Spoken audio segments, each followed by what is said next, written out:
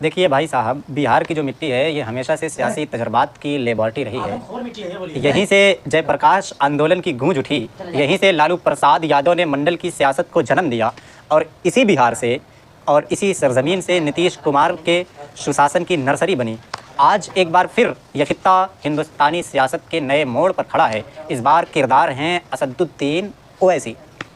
अगर ओवैसी बिहार की ज़मीन पर अपने कदम जमा लेते हैं तो ये किसी एक जमात की कामयाबी या नाकामी का मसाला नहीं होगा भाई साहब, बल्कि इसका मतलब ये होगा कि मुल्क की 17% मुस्लिम आबादी पहली मर्तबा अपनी सियासी तकदीर का कलम खुद अपने हाथ में लेने जा रही है। अब तक मुसलमानों ने लालू, नीतीश और कांग्रेस की गाड़ी ढकेली, मगर बदले में वादे और खौफ के सिवा कुछ भी ना पाया। ओवैसी की कामयाबी इस रिवायत के टूटने और एक नई सिमत के आगाज़ का ऐलान होगी। इस तब्दीली से कम अज़ कम 3 बड़े असरात मरतब होंगे।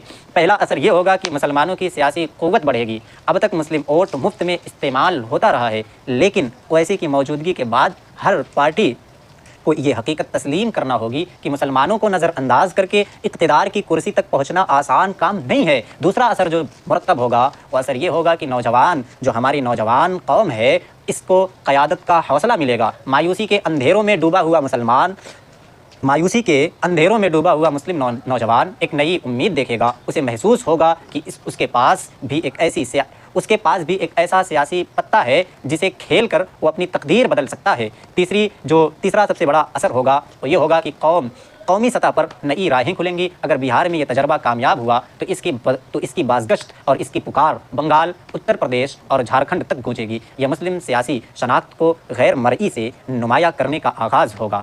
गहरी नज़र से देखा जाए तो बिहार इस वक्त एक कसौटी है। यहाँ ओवैसी के कदम जमते हैं या नहीं, इसका फैसला सिर्फ इंतखाबी नताइज नहीं करेंगे, बल्कि यह मुस्तकबिल में मुस्लिम सियासत की सिमत मुतय्यन करेगा। अगर ये सफ़र कामयाब हुआ तो मुसलमान बेसहारा से निकलकर एक ऐसी सिमत में ढल जाएंगे जो दूसरों के लिए चैलेंज होगी। और सियासत का सबसे बड़ा उसूल यही है कि जिस कौम के पास चैलेंज देने की क़ुव्वत आ जाए उसके साथ कोई भी फरीक हंसी खुशी समझौता नहीं करता, बल्कि मजबूर होकर मेज़ पर बैठता है। अब देखना यह है कि बिहार की जनता अपना कीमती वोट किसे देती है। क्या लालू, नीतीश और कांग्रेस को, जिन्होंने हर वक्त मुसलमानों को लूटा और दबाया है, या फिर ओवैसी को, जो तने तनहा संसद में मुसलमानों की आवाज़ बनता है, मुसलमानों की लड़ाई लड़ता है, बातिल के तमाम नापाक मंसूबों को निस्तो नाबूद करता है। आखिर में बिहार के मुसलमानों से सिर्फ इतना कहना चाहूँगा कि ऐ मुसलमानों, इस बार ज़रा संभल कर कदम उठाइएगा। इस बार बात हिस्सेदारी की है, मुस्तकबिल में अपनी क़ुव्वत मजबूत करने की है। इसलिए अपना कीमती वोट बहुत ही संभल कर दें और इंतखाब उसका करें जो आपके मुस्तकबिल को रोशन करने वाला हो, ना कि वादा करे और खौफ दिलाए, जैसा कि कांग्रेस,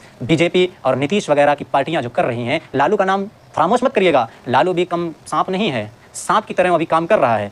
तो आप अपनी मुस्लिम सियासत और क़यादत को आगे बढ़ाइए और अपनी सियासी कीमत को बढ़ाइए और अपने वोट का इस्तेमाल सही जगह पर करिए, ऐसी जगह ना करिए जहाँ पर वो रायगा और बर्बाद जाए। तो मुसलमानों, ख्याल रखिएगा। अस्सलाम वालेकुम।